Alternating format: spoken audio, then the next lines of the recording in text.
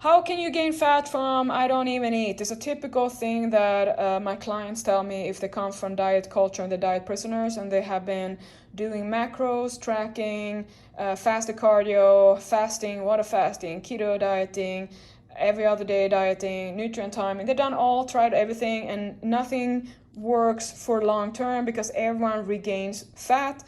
Everyone stops doing what they got result from because it gets too tough mentally. And that's what everyone do not like to accept. Because everyone loves to be a super powerful brain, but you're not, guys. I have to be so blunt on you because you are wondering what's wrong with you. I'm like, no, nothing is wrong with you. Nothing. You're just very normal. That's the problem. All right, so how you can gain fat from I don't even eat is because, first of all, the world tells you that a woman needs to have more calories than she does. And number two is that everyone loves to say that lean, strong athletes eat a lot more calories than they do. And that's not true for me. I don't eat 3,000 calories a day to stay this lean. If I did, I was probably on drugs. And my whole life as a bodybuilder, people on social media, which is, we know, they're the lowest bottom of the underbelly of humanity, are the trolls and the people with no life who just want to sabotage for everyone else. Pretty much just sinking deeper and deeper into their own sad lives, and they don't even realize what they do. So they have no other fun than to make other people's lives trying to make them suffer. So they get a high out of that. So just know what a sad life that is, and you feel more kind of compassion for that. So they love to body shame, and I have always been body shamed about how I've never been muscular enough. So everyone says I have too tiny legs, too tiny this, I should have more muscle, why don't I gain more muscle? And I was so frustrated for so many years until I realized that, why shouldn't I have just said this? Sorry guys, I don't want to take all the drugs to have muscle that I could pop up. There's no way I can gain this naturally. That's why. Nobody's going to be shredded like I am without being like a skinny bitch. Because that is what you are when you're a natural athlete and you are, I'm a 5'2", I was competing at like 110 pounds. That is a heavyweight in my division. There's no way I can be 130 pound shredded muscular body on my body for me naturally. So that's why. So you can, you can call me skinny, but I kind of like it. I realize that too. I am more like, I've always preferred shredded over buff. I don't like to be bulky. I never wanted to be bulky. It was like the whole bodybuilding world forgot that my goal, my personal goal, was to be shredded and lean, having like a ballerina, a little jacked up ballerina body. But I don't want to have the bulky quads, the bulky. I don't like that. I feel like that's like looking like you have a, when you're too muscular, like you can't make this naturally. It makes you look unhealthy because you are. And I don't want to be that. But anyway, that's a side story. Just so you know that you can body shame everyone and tell you that I'm skinny. Because yes, of course I'm skinny. When I'm lean and shredded, it's just nobody has the muscle with me, my leanness. If I were to add a normal body fat, I would be my 140 pounder, right? So anyway. So a basic female calorie intake to have a normal healthy body weight range, which is not a fitness body weight range, is going to be around 1,500 to 2,400. And remember now that every woman thinks she needs 3,000. It's just like, well, of course you're going to gain fat then. So 1,500 makes a great start to work up calorie body adherence. So it's like you need to have a baseline. And everyone wants to debate this with me again because everyone knows so much about how to get it done, but they never have the results. So I don't buy that. Instead I say, well, why don't you start with a baseline to just set a baseline, then go from there.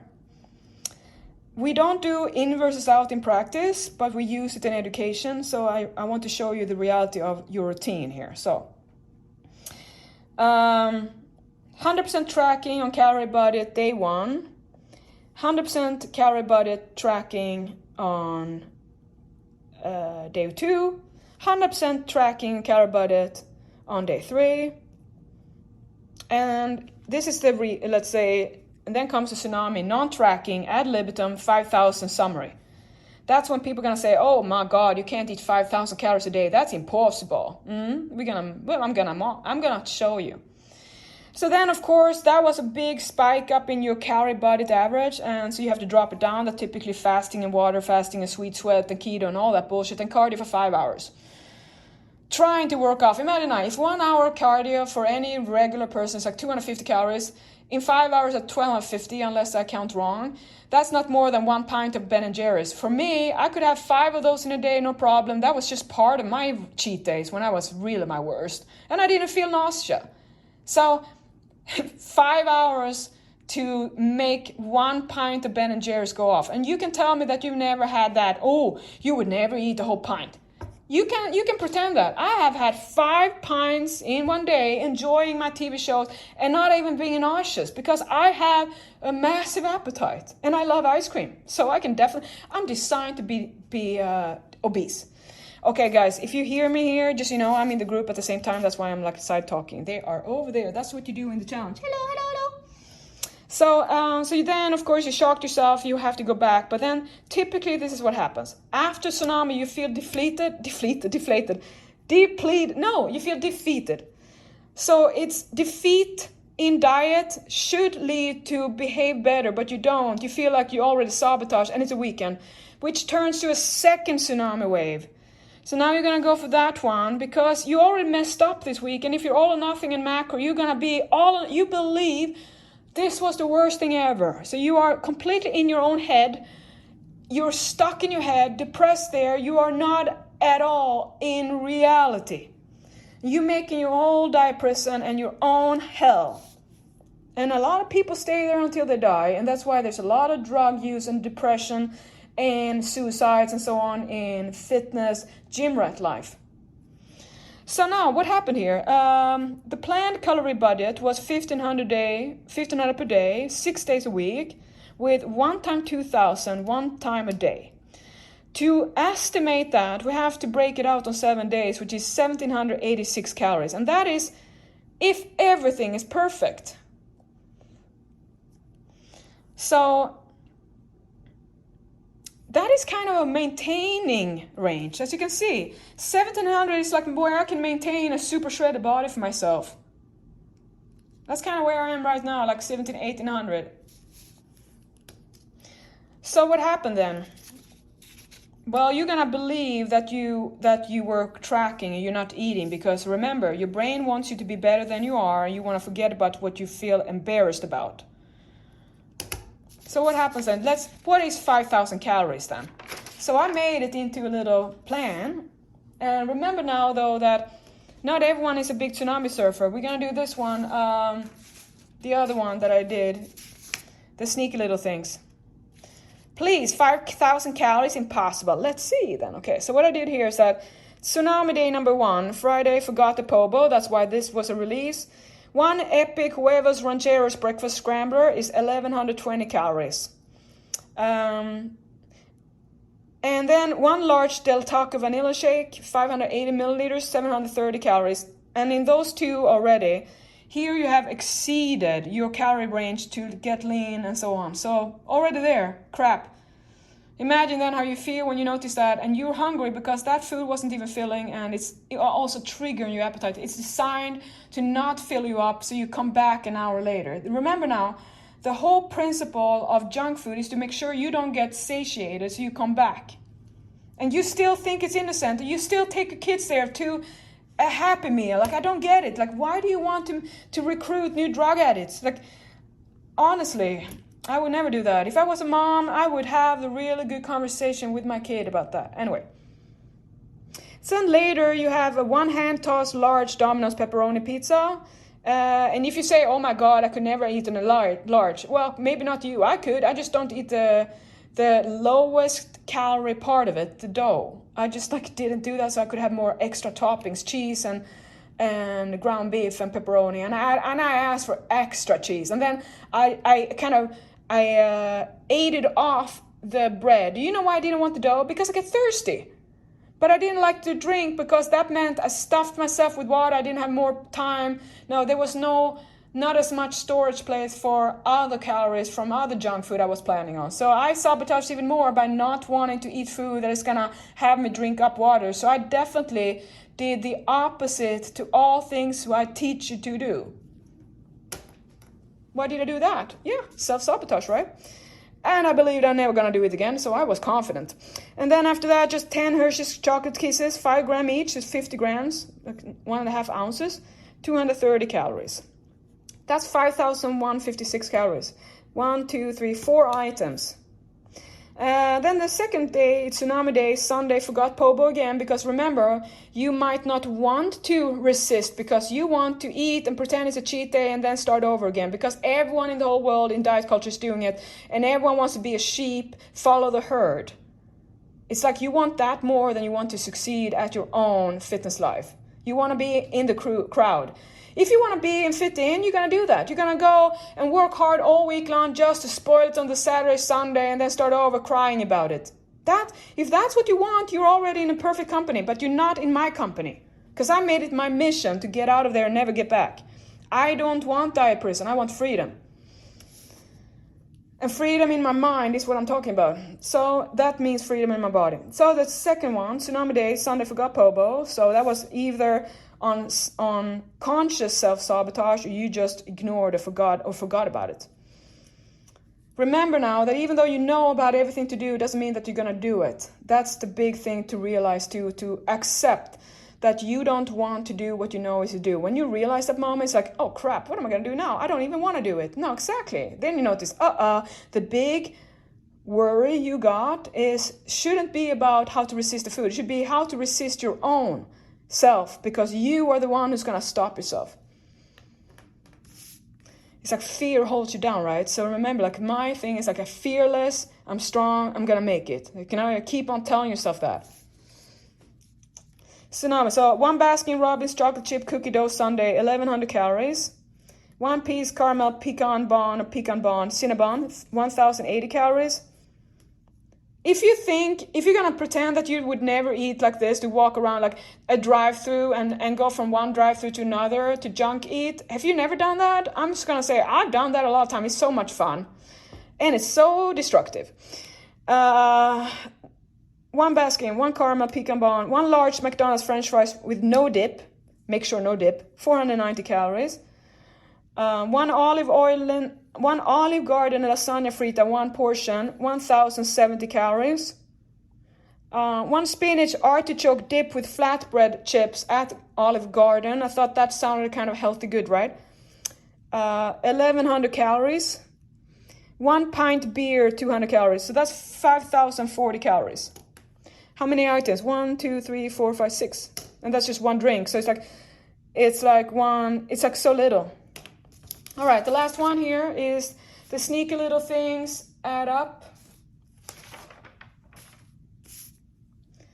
There are many ways to self-sabotage. One is the big tsunami, Diet Tsunami Wave surfing, which means typically competitors, super shredded, lean body people, the ones who are not new to this. So typically either people have the bodies everyone admires and wants, been training for a long time but can never get this into a lifestyle. You keep on yo-yo, keep on falling back. You are really confident in your diet and you tend to be like super, ooh, I love this diet so much, and then nothing from you, and then you regain weight and you don't know what happened. And then you're going to try to start over and you kind of want to do what you know you did in the past. And I was like, hey, don't do that, because it's going to be the same outcome. If you never learn, I want to warn you about that, because you can spend your whole life. Like when I'm talking to my 84-old clients who are female, they're scared of gaining weight and they're so old. I have to teach them how to have life quality to be able to eat. That's sad. So, and that could be you guys.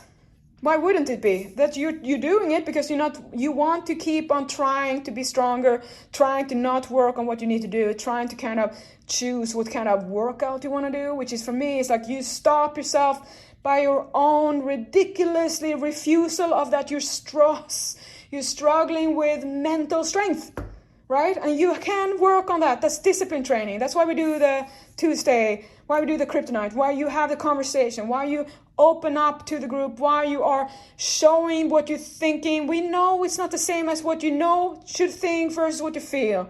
But the more you sit there and pretend that you're so strong and so confident, you never think about this, you know exactly. It's like you're trying to be a Catholic, doing everything so perfectly, and you're so scared of being less good than anyone, and you're filled with fear, but it's kind of coming out like pride. Because you're proud and you don't want to lose face, and that's why you never get anywhere and why you're never getting your face out of your ass. So sneaky little things here, that the calorie budget, if you have the 1500 daily, the refeed rotates menu, it stays to 2000. It's so easy here to kind of ruin the whole fat loss because your body is very thrifty in holding on. So anytime you want to be on a deficit, to change the trend, it's like the whole nation is going to have a new economy plan. Okay, that's what your body's thinking, and it also works like an enterprise. It wants to make sure that it cuts all the costs on employees, fires people that they don't need. Anyone who's annoying, costs a lot of energy, is going to be killed. So think about that with muscle. Muscle costs you like horses in the stable, thoroughbred horses. Now, a body that believes you're going to die is going to break down those before it breaks down the fat. Now, it has made you more thrifty with how you maintain your body, maintain life. Which means these little things are going to be tough to accept because they're going to make you never get lean. And the worst with this is that they're not as overtly easy to spot, because after Tsunami Wave, you're going to gain a lot of weight the next day, and that freaks you out. You get a little kind of warning. These things, you don't gain weight over day usually, unless it's extra salt, because that retains water. But it's because you don't notice, and you can eat this without getting full, and it creeps up on you. That's what happens when people try to maintain, but they forget. So they think maintaining is much easier. You can just eat a little bit more, and then they want that. But the little bit more is too much. The little bit more is maybe 100 calories a day more, and then it's 200. And when you eat more, you have a higher appetite, and now your metabolism goes up, and you think that in the first kind of romance, after maintenance, when you come out from having a deficit, getting super lean with fighter diet, the first weeks or so, you're kind of on a cruise control, that you can actually eat more, it's easier. Anything you do seems to just melt off your body, and you're on a high.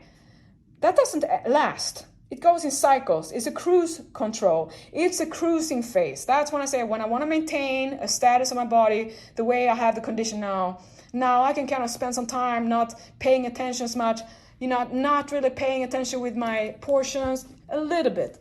But then one day I wake up and I notice that now I have to pay attention because I fattened up again. And I go in that cycle. Then I go back to my more focused adherence until I notice that I can cruise again. That is the same rhythm of life, the fighter diet rhythm, the cycle of goes up and down in motivation and feelings, emotions, and so on. So it's very easy to kind of never get anywhere and don't even know, because the thing that these kind of people, the small eaters, tend to be nuts, peanut butter, cheese, a slice of cheese, a cracker, a lick, a lollipop, a bite off your children's food, a red glass of wine, which is actually 2 sizes because you didn't realize that you didn't double check. So the 1 glass of wine is actually 2. I checked that.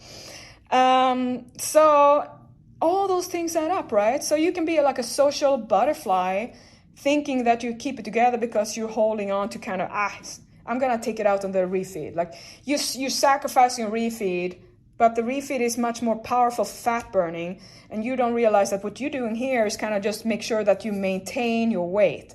When you're listening to your body's ways of making sure that you eat is how you maintain your body automatically. And you listen to that message. Oh, I should eat. Smart, right?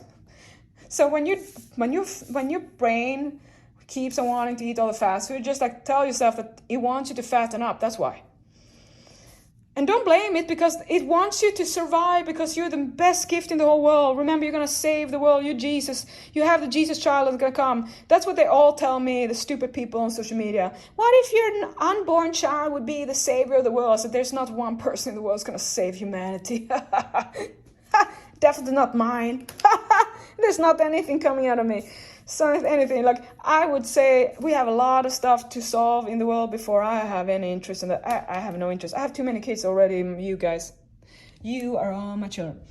So if you were to break it up here, that some days were 1,800 calories, which seems in your ignorant mind, it's not a big deal. You go back to 1,500 on a few days a week, but the average is much higher.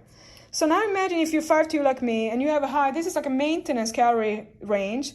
And you don't realize that those things add up, and they're not the same as canceling out the refeed. They're not equivalent. They're not synonymous. What you're doing here is maintaining your fatness. You're not getting leaner, and by not keeping your discipline training and pretend you can just forget the refeed because you didn't pull up, you're actually sabotaging and you don't know it. So this is how it works out. So you can be a Hershey's Kiss, can be a nut here, just a little bit here and there, and all of a sudden you can do this for months. Imagine then that you can gain fat this way and still be kind of within the budget. It's just the budget is too high for you to get results from your body. And remember, it doesn't matter how much you want it to be a certain way. It's still going to be what your body's willing to do for you. And it's usually is that your body isn't the problem. Your mind is the one who always stops and kind of checks out.